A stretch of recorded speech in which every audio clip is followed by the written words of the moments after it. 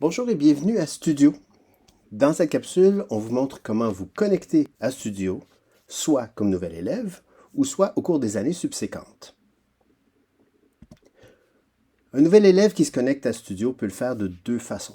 Ça va être dépendant de la façon où l'école a été configurée. Dans un premier temps, on a les comptes préconfigurés, dans lesquels les horaires sont déjà inscrits. Les responsables de votre école vous indiqueront si c'est votre cas. Mais vous allez vous en rendre compte assez vite.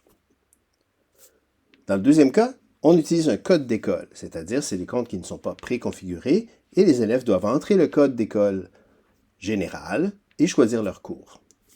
Dans tous les cas, il est très important de toujours utiliser le courriel d'école, pas son courriel personnel. Allons-y avec le compte préconfiguré. C'est en fait très simple. On va privilégier une connexion Google ou Microsoft. Ensuite, on peut aussi se créer un compte avec le courriel d'école. Mais c'est plus d'étapes et la plupart du temps, les écoles utilisent une authentification Google ou Microsoft déjà. Mais il peut arriver que vous ayez à vous créer un compte de courriel d'école. Ensuite, il n'y a rien d'autre à faire. Comme les comptes sont préconfigurés, voilà, les horaires sont disponibles et vous allez rentrer. Voyons voir comment ça fonctionne. Lorsque vous arrivez à l'écran de connexion, soit dans l'App Studio ou sur le site studio.app, vous avez l'option de créer votre compte ou de vous connecter. Si le compte est préconfiguré, ça ne fera aucune différence. Alors, je vais choisir « Se connecter ». Vous avez plusieurs options pour vous connecter. On privilégie dans les écoles soit la connexion Google ou la connexion Microsoft. Mais vous pouvez utiliser un autre système de connexion, incluant vous créer un compte avec votre courriel, à condition d'utiliser l'adresse courriel de l'école. C'est très important. N'utilisez pas votre compte personnel. Même chose si vous utilisez la connexion Apple, ça risque d'être votre compte personnel. Alors c'est rare que ce soit l'option à utiliser. J'y vais ici avec la connexion Google. Et là, bien entendu, il faut utiliser le compte de l'école. Dans mon cas, je vais utiliser ElèveDemo ici. Vous entrez le mot de passe Google au besoin ou Microsoft et comme le compte est déjà préconfiguré, eh bien, tous les horaires apparaissent. L'agenda est prêt à être utilisé immédiatement. Rien de plus à faire. Voyons voir maintenant comment on se connecte avec un code d'école. Alors, si vous vous connectez avec votre compte Google ou Microsoft ou vous créez un compte avec votre courriel d'école, mais que votre horaire n'apparaît pas, vous allez devoir entrer le code d'école. Alors, Studio va reconnaître que vous n'êtes pas inscrit déjà dans l'école, il va vous demander un code d'école. Alors, vous devez demander au responsable le code de votre école. Si vous n'êtes pas censé rentrer un code d'école et qu'on vous dit que votre compte aurait dû être préconfiguré, eh bien, c'est qu'il y a une erreur au niveau soit du courriel ou votre compte est manquant dans la configuration et à ce moment-là, allez voir le responsable car ils vont devoir faire quelque chose pour vous aider. Si vous avez à entrer le code d'école, eh bien, entrez le code d'école fourni par l'école et ensuite, vous devez choisir vos cours. Voici comment ça se passe. Allons-y maintenant avec un compte d'un nouvel élève, mais qui n'est pas préconfiguré.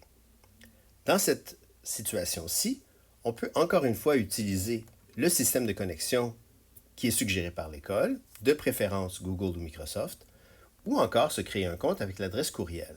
Encore une fois, on suggère fortement d'utiliser l'adresse courriel de l'école. Bon, je vais choisir ici un compte Google qui n'est pas préconfiguré et je me retrouve devant cet écran qui me demande soit d'entrer un code ou de faire une configuration personnelle ou de fermer la session. Ici, c'est très important de choisir « Entrer un code ». C'est là qu'on va rentrer le code de l'école. Le code de l'école est fourni, c'est le même code pour tous les élèves. Et je reçois l'avertissement comme quoi c'est un compte élève qui va être créé. C'est important. Si vous êtes enseignant et vous vous retrouvez ici, les enseignants n'ont jamais à entrer le code d'école. C'est vraiment un cas où il faut parler à votre gestionnaire. C'est un compte élève, c'est parfait, je confirme. Et la prochaine étape sera de configurer mon horaire. Bien sûr, on me demande aussi mon nom et mon prénom pour faciliter les échanges avec les enseignants. Je me retrouve devant l'écran de configuration de mon horaire. On va voir ici à gauche, sur iPad, on va voir l'horaire. Sur le web, l'horaire n'est pas affiché. Mais le principe est le même. On va y aller par soit niveau, soit par numéro de groupe, soit par enseignant ou voir la liste complète de nos cours. Je vais y aller par numéro de groupe et je vais identifier les cours qui apparaissent dans ma liste de groupes. Alors moi, disons que je suis dans le groupe 101, secondaire 1, groupe 1. Je vais aller choisir les cours qui s'appliquent. Alors dans ce cas-ci, je vais remplir ma grille en choisissant tous les cours qui peuvent s'appliquer. Évidemment, si j'ai des options, comme musique, art plastique ou art, ben, si j'en choisis un, je ne peux pas choisir les autres. Alors automatiquement, ça va être sélectionné de la bonne façon. Et mon horaire se remplit comme vous le voyez. Alors, une fois que c'est fait, je peux faire OK et enregistrer. Alors, c'est bien important de choisir les bons cours, évidemment. Bon groupe, bon enseignant, bon groupe matière, donc. Et comme ça, l'horaire pourra se construire. Si ça ne fonctionne pas, si vous ne pouvez pas choisir tous les bons cours, ben vous parlez à votre gestionnaire. À ce moment-là, il y a peut-être une erreur dans la configuration, mais c'est tout probablement que les mauvais cours sont sélectionnés. Et voilà, Studio est prêt à être utilisé.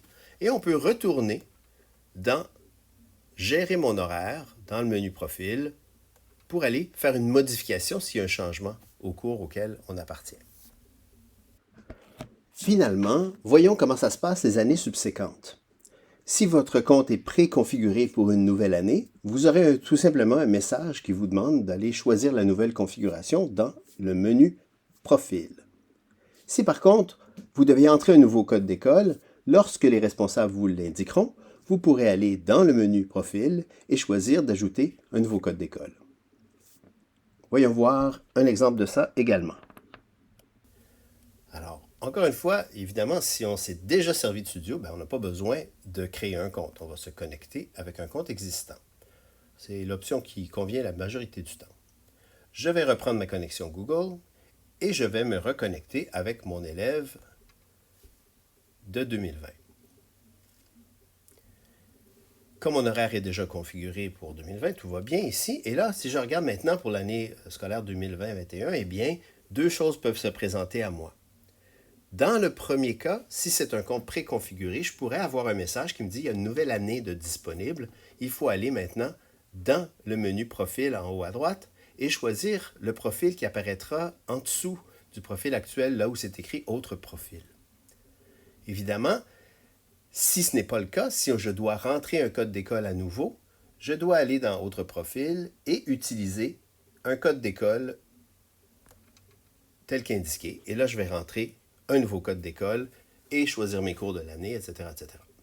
Alors, c'est ça, des deux options. Si c'est préconfiguré, la nouvelle configuration apparaît à ce niveau-ci. Sinon, je vais dans « Autre profil », je rentre un code d'école et je rentre le nouveau code de l'année.